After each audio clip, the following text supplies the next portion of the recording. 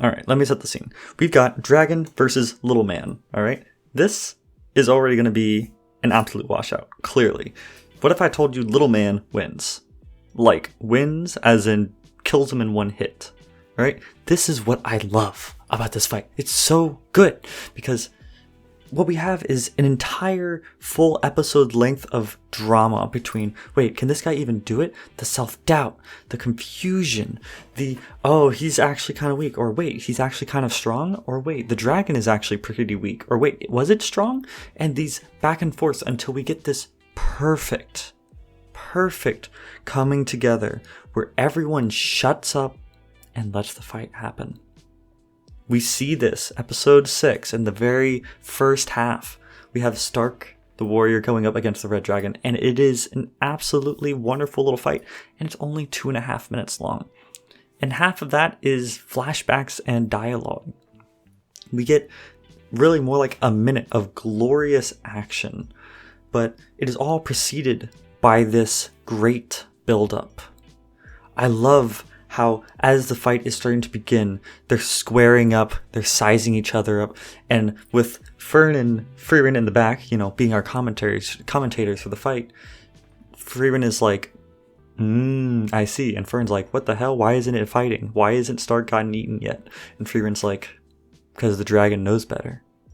And the delivery of that line is so strong. It's so powerful because it recontextualizes everything that this fight has been leading up to.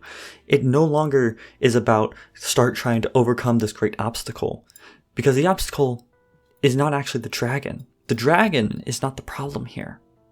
It's Stark's own imposter syndrome. It's Stark's own psyche that he is fighting against, that has been put into the form of this dragon. And so, Stark fights the dragon. He lets his instincts take over. And he's done. Just like that. One of the reasons that I love this fight so much is because when the rubber hits the road, so to speak, when the fight really begins, the narration stops.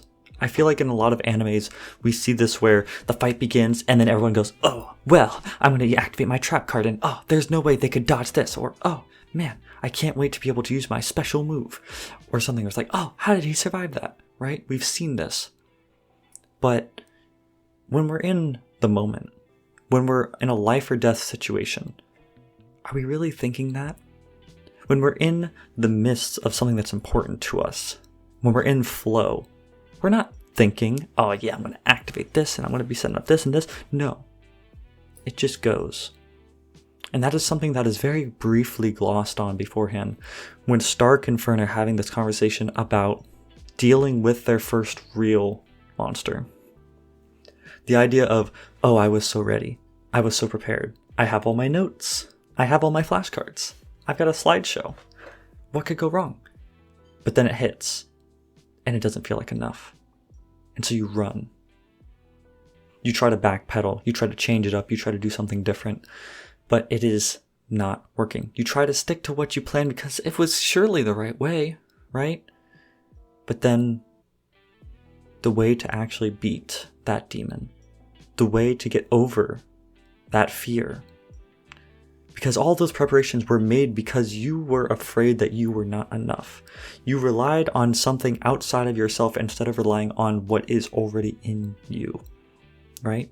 That is the conflict of Stark in this moment. He thinks that he is not enough. He feels like because he got punched by his master, because he's always been a weakling, something that we learn farther along in the journey. We learn his backstory. It's his own self-doubt that's holding him back from being what he truly can be when he lets go and relies on instinct. And I feel that. Funnily enough, as I was trying to record this video, I had my notes here. I had some ideas of what I wanted to talk about. And what I'm saying here is still a bit of what I wanted to say. But it wasn't until I actually stopped staring at my notes. This was actually my third take of saying, you know what? No, screw my notes. I'm going to stop looking at them. I know my material. I know what I want to say. And so I said it. And here we are. And now I actually feel so much better. I feel so much more relieved. Probably the same way that Stark did as he watched that dragon dissipate, watched that demon die in front of him, because he just stopped and let it flow.